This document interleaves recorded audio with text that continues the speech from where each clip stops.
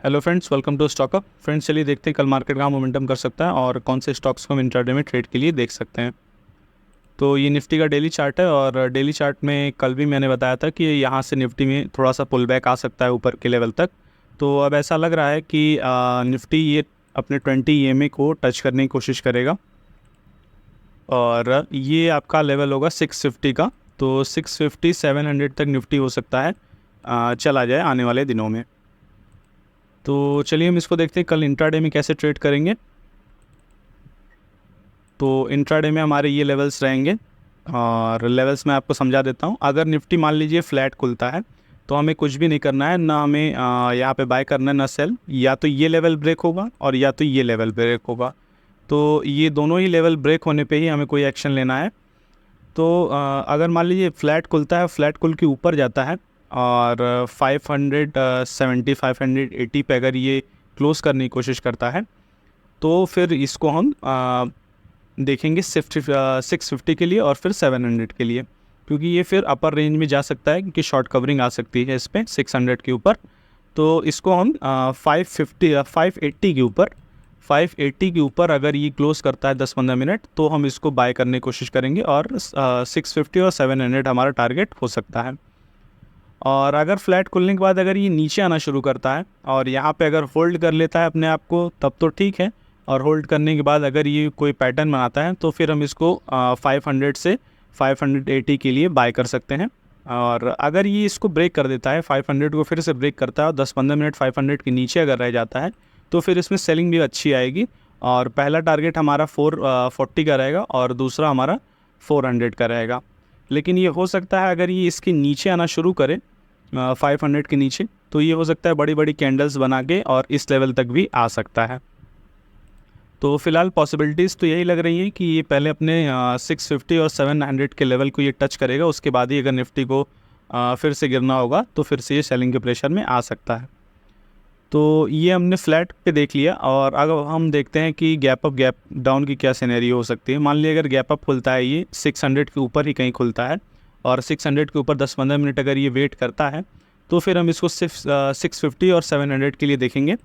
और अगर ये गैप डाउन खुल जाता है और गैप डाउन इस लेवल के नीचे 500 के नीचे खुलता है और 500 को ब्रेक नहीं कर पाता है, बार बार जाके ब्रेक नहीं कर पा रहा है और बार बार इसी की भी आ जा रहा है, तो फिर हम इसको 450 440 के लिए और फिर 400 के लेवल के लिए नीचे सेल कर सकते हैं।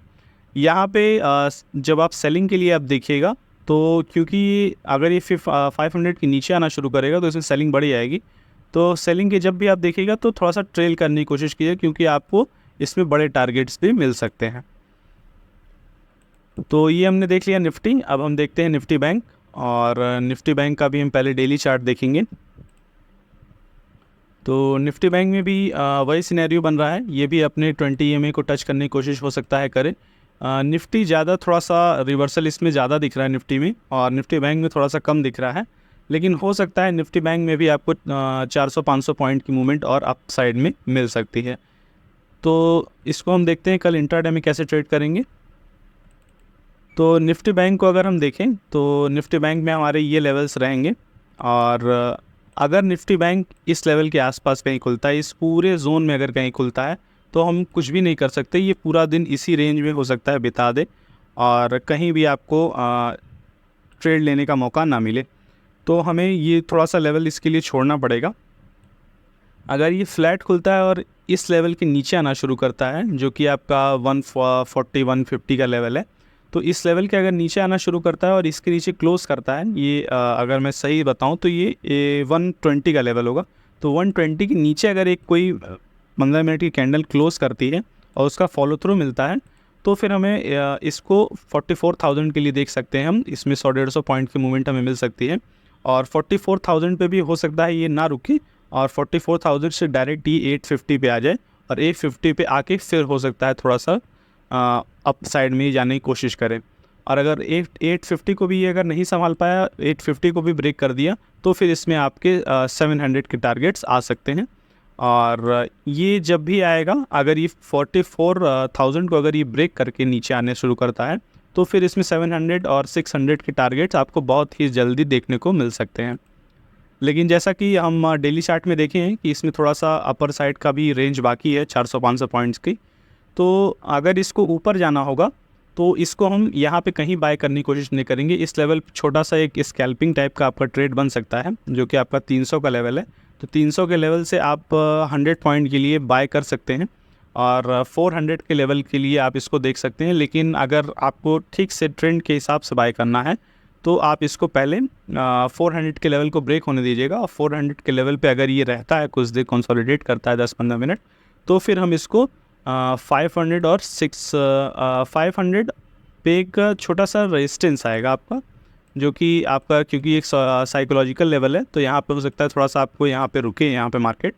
लेकिन इसका जो अल्टीमेट लेवल है ये आपका 600 का लेवल होगा, और 600 के बाद हमारा 750 का लेवल हो सकता है, क्योंकि ये शॉर्ट कवरिंग में फिर चला जाएगा। अगर ये 500 के ऊपर क्लोज़ करता है, कैंडल कोई क्लोज़ करता है 500 के ऊपर, और फिर उस कैंडल के भी ऊपर निकलना फॉलो थ्रू अगर मिल जाता है इसको, तो फिर इसमें अच्छी शॉर्ट कवरिंग आएगी और फिर ये 250-300 पॉइंट और अपर रेंज में जा सकता है।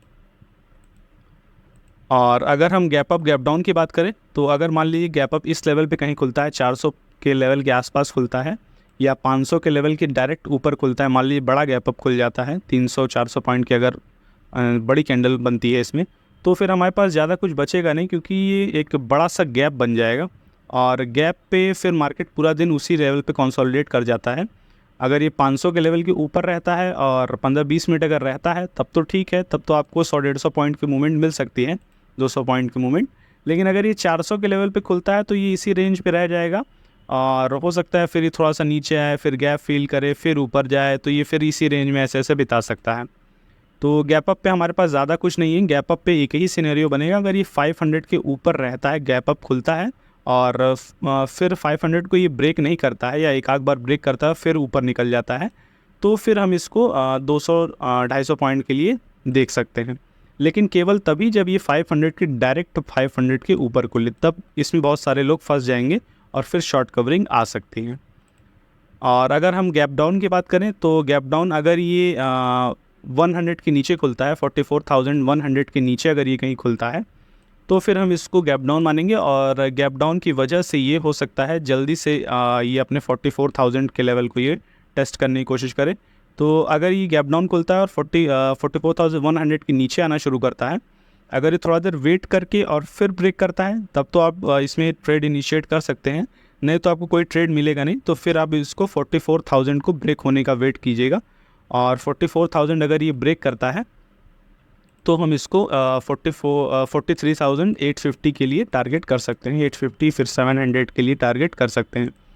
और अगर ये मान लीजिए गैप डाउन खुलता है 44,000 पे ही खुलता है, अगर ये एक सिनेरियो ये भी हो सकता है 44,000 पे ही अगर ये खुलता है, 200 पॉइंट मान लीजिए अगर ये गैप डाउन खुलता है, तो इसको 44,000 पे एक बार मान लीजिए यहाँ पे ये 44,000 और यहीं पे मार्केट खुला, तो इसको एक बार पहले यहाँ पे बाउंस बैक लेने दीजिएगा।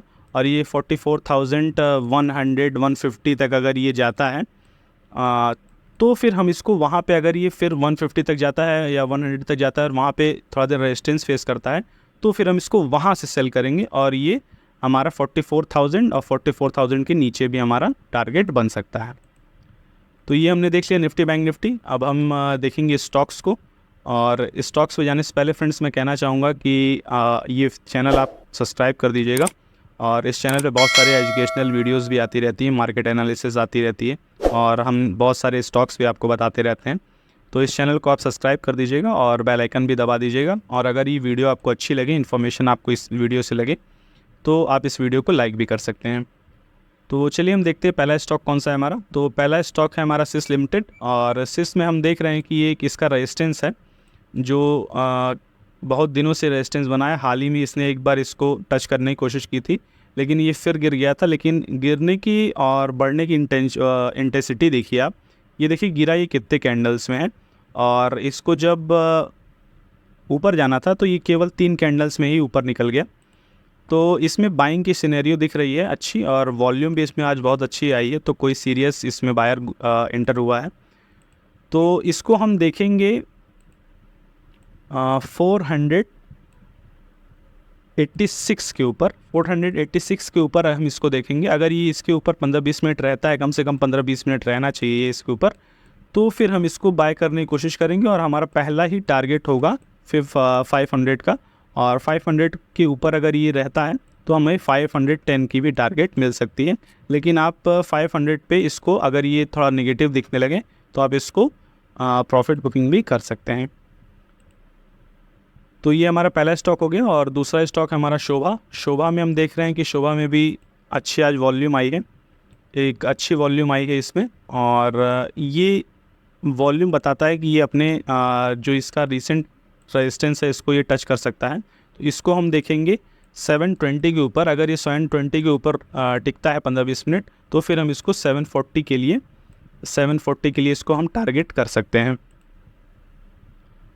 तो ये हमारा दूसरा स्टॉक हो गया। अब हम देखते हैं तीसरा स्टॉक। तीसरा स्टॉक है हमारा बिरला सॉफ्ट। और बिरला सॉफ्ट में हम देख रहे हैं कि कई दिनों के रेजिस्टेंस पे इसने क्रॉस किया है और अच्छी वॉल्यूम के साथ क्रॉस किया है।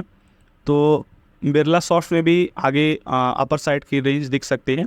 और बिरला सॉफ्ट को हम देखेंगे 516 के ऊपर। अगर ये 516 के ऊपर 15-20 मिनट टिकता है तो फिर हम इसको टारगेट करेंगे 530 के लिए। तो ये 530 के लिए जा सकता है। और पहला हमारा टारगेट 525 का आप रखिएगा, और इसके बाद अगर ये इसको ब्रेक करता है तो फिर इसको आप ट्रेल कर सकते हैं और 530 भी मिल सकता है आपको। तो फ्रेंड्स, आज की वीडियो में बस इतना ही। सारे स्टॉक्स को आप स्टडी कीजिए और मिलते हैं हम अगली वीडियो में। Thank you friends.